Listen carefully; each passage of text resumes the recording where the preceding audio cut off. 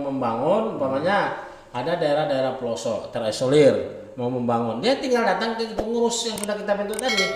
Nah, berapa dana yang diperlukan? 2 miliar. Kita keluarkan 2 miliar, karena 2 miliar itu hanya 1 Jumat aja kok. Iya kan? Iya. Nah, kalau sudah masjid tidak ada yang ingin dibangun, mungkin kita bisa membangun rumah sakit syariah, rumah sakit mewah Islam.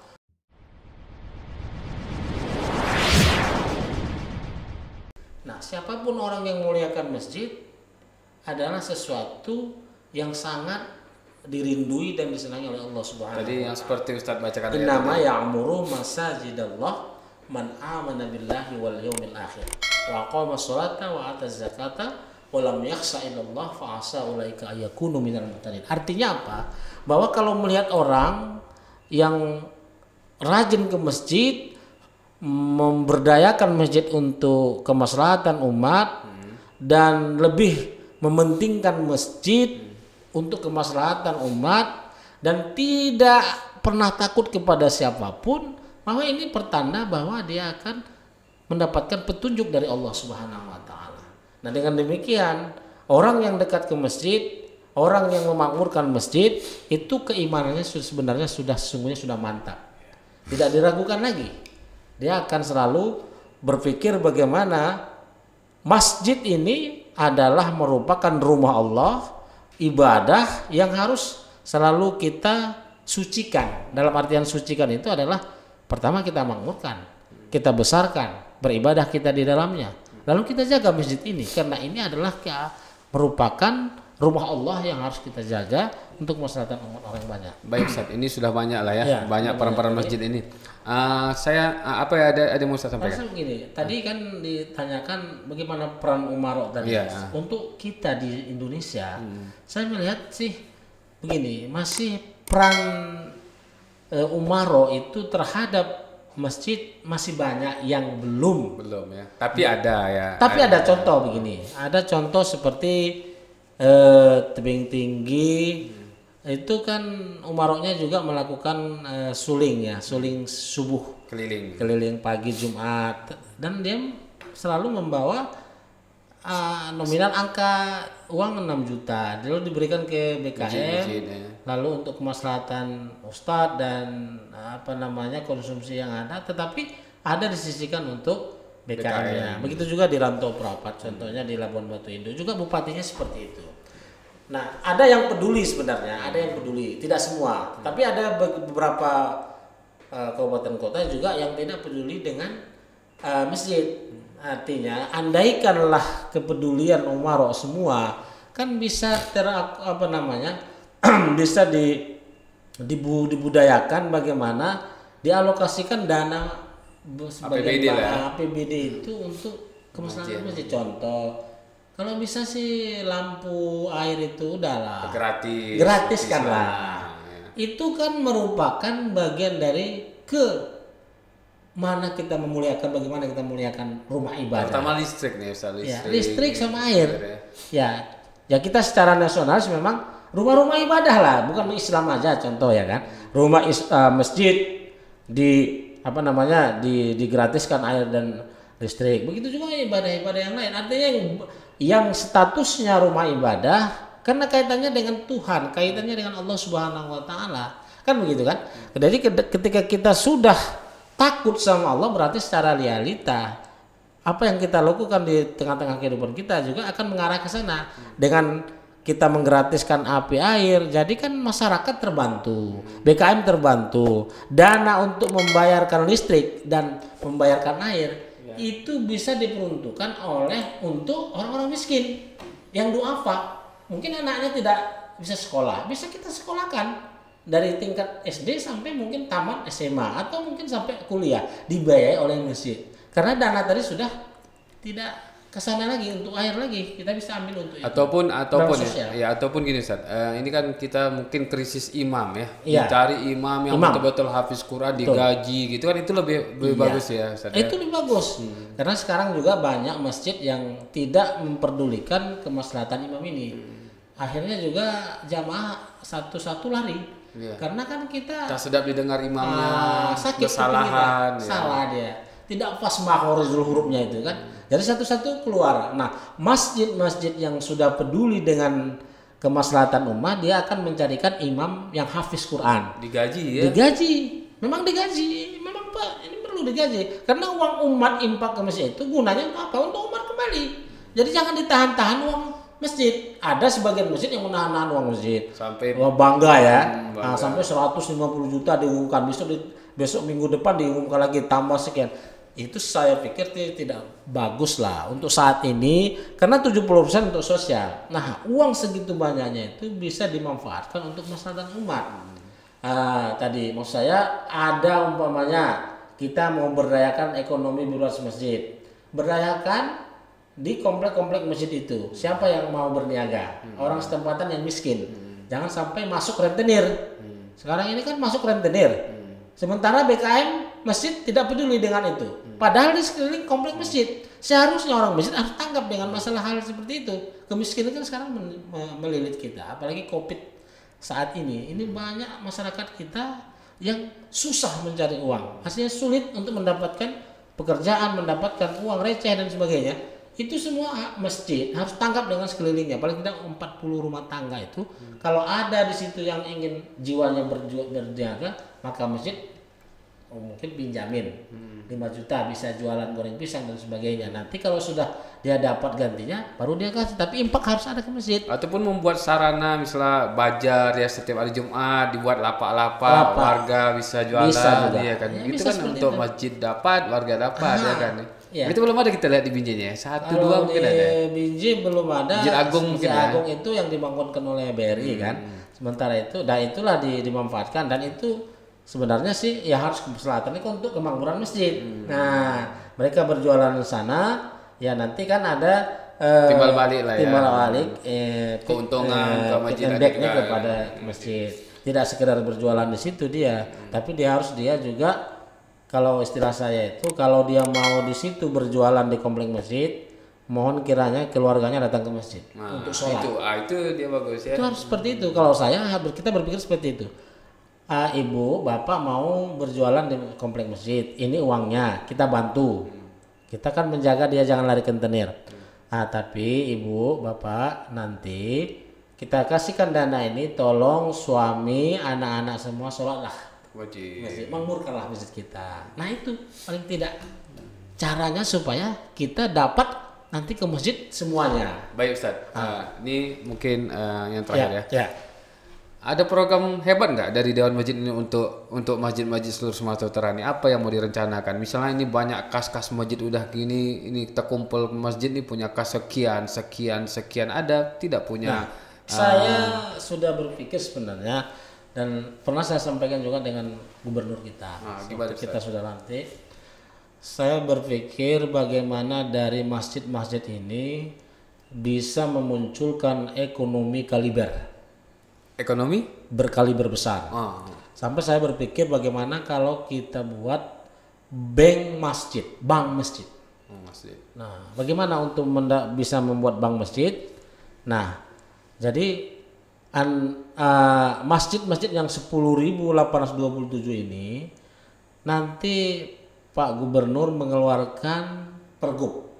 Untuk apa pergub itu? Pergub itu adalah menganjurkan kepada masjid-masjid di seluruh kabupaten kota, 33 kabupaten kota di Sumatera Utara ini yang 10.827 itu, agar bisa mengumpulkan setiap Jumat itu 100.000 saja. Setiap Jumat 100.000, sebulan berarti 400.000, kita kalikan dengan 10.827. Nah, itu bisa 5, sekian miliar menurut saya itu. Ada berapa itu Ustaz ya? Iya. Itu 5, miliar itu. Jadi sebulan ya, kalau setiap Jumat 100.000 berarti 10.000 itu udah hampir 2 miliar. Itu kan potensi ya. Potensi yang luar biasa. Dia dikumpulkan di satu bank tadi ya. Ada satu bank, ada namanya bank masjid. Kita buat bank masjid. Nah, regulatornya gimana nanti, atau mungkin hanya ke bank syariah, bank muamalat umpamanya. Nah, bagaimana cara untuk melakukan administrasinya? Saya pikir inilah dengan aturan-aturan tadi ini kita tebar ke seluruh masjid, dia baca, lalu nanti per kecamatan ada yang kita tunjuk koordinator untuk mengumpulkan uang ini, apakah dari dewan masjid atau langsung orang bank sendiri langsung dia datang ke situ lalu disimpan. Begitu juga di tingkat kabupaten kota. Nah, begitulah seluruhnya. Lalu nanti dibuat dalam satu buku tabungan, apakah namanya? Ya, buku tabungan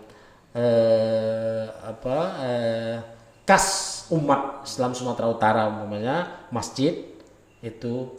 Lalu diserahkan langsung ke bank umpamanya. Orang bank sendiri datang untuk melihat mengantisipasi krisis kepercayaan ini sebenarnya. Nah, atau nanti bagaimana lah caranya dari pihak bank dengan pemerintahan yang ada. Tapi ini potensi yang luar biasa saya pikir, karena sekali jalan aja sudah 2 miliar. Kita mengurangi, kita ini kan masih bagaimana ya, asal mau bangun masjid minta-minta di jalan malu ya Ustaz ya. Kita malu sebagai umat Islam, mayoritas kita. Baik Ustaz, ini tadi di angka ini potensinya sangat besar ya. Kalau misalnya oke lah kita ambil 50%-nya ada 1 bulan bisa 2 miliaran. 2 miliar. Nah, maunya DM ini untuk apa duit ini? Nah, kita mau uang segitu banyak ya kemaslahatan umat. Contoh. Untuk masjid dulu lah. Untuk masjid apa itu yang di? Untuk masjid mungkin kita menjadikan masjid sebagai tumpuan umat. Nah, tumpuan umat itu maksudnya bahwa masjid itu adalah tempat sarana yang menyenangkan bagi umat, sehingga wisata religi itu tidak lagi ke tempat pemandian-pemandian. Wisata-wisata tidak datang lagi ke pantai-pantai yang notabene-nya kurang bagus lah begitu. Di situ macam-macam. Tapi kita ajak umat ini yang khususnya Islam, dia wisata datang ke masjid. Jadi uang yang besar itu kita peruntukkan untuk masjid itu, kita bentuk sebaik mungkin. Kenapa tidak kita buat masjid itu ada penginapan hotelnya, ada tamannya, ada tempat pemandian anak-anaknya, ya kan? Ada pelosotannya, wisata. Artinya wisata umat Islam itu sudah tidak lagi ke pantai, tidak lagi ke air-air gunungan, tapi dia datang ke masjid. Kenapa? Karena kita sudah siapkan semua, ada lengkap di situ. Harapan saya ya, harapan kita semua, saya pikir itu yang harus kita lakukan sehingga menyenangkan orang banyak, bahwa begitu dia mau wisata dalam pikirannya ke masjid sana, begitu dia mau berwisata ke masjid sana. Jadi semua masjid sudah termanage dengan bagus, sudah dilengkapi dengan taman-taman, sudah dilengkapi dengan penginapan syariah, dan setiap orang yang masuk di situ WiFi sudah ada, pelosotan anak-anak sudah ada, mau minum air kelapa lengkap semuanya sudah ada. Itu yang mau kita ciptakan dari uang umat, dari uang masjid yang terkumpul tadi. Itu kan mungkin lah dibuat bangun satu masjid, dan bisa juga untuk membantu masjid-masjid yang lain yang misalnya masjid itu sedang membangun gitu. Jadi kalau ada yang mau membangun, umpamanya ada daerah-daerah pelosok terisolir mau membangun, dia tinggal datang ke pengurus yang sudah kita bentuk tadi. Berapa dana yang diperlukan? 2 miliar. Kita keluarkan 2 miliar, karena 2 miliar itu hanya 1 Jumat aja kok. Iya kan? Iya. Nah, kalau sudah masjid tidak ada yang ingin dibangun, mungkin kita bisa membangun rumah sakit syariah, rumah sakit mewah Islam, supermarket masjid, banyak supermarket syariah. Karena uang kita ada. Nah, cukup besar. Sebulan aja 5 miliar. Ini yang akan direncanakan ya? Ini yang insya Allah itulah dalam pikiran saya. Nah, kapan terrealisasinya?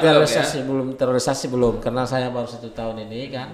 Tapi itu sudah ada, kita sampaikan wacana-wacana ini kepada orang-orang gubernur, kepada pemerintahan, orang-orang yang memang berkompeten di bidang itu, kawan-kawan juga kita sampaikan. Tapi tidak terlepas itu, kalau ini bisa kita ciptakan.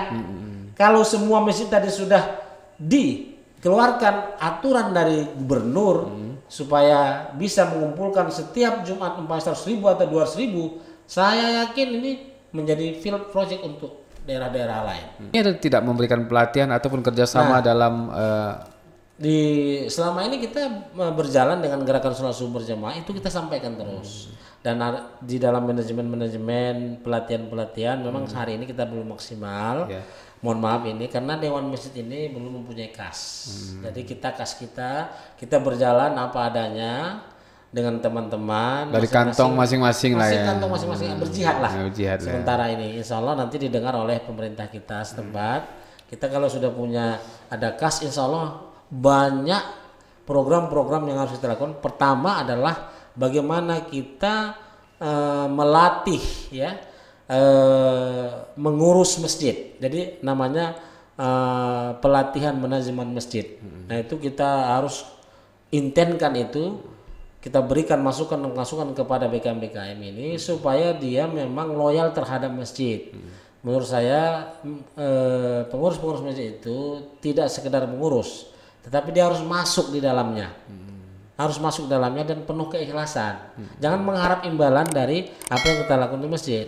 Nah kalau memang ada diberi alhamdulillah.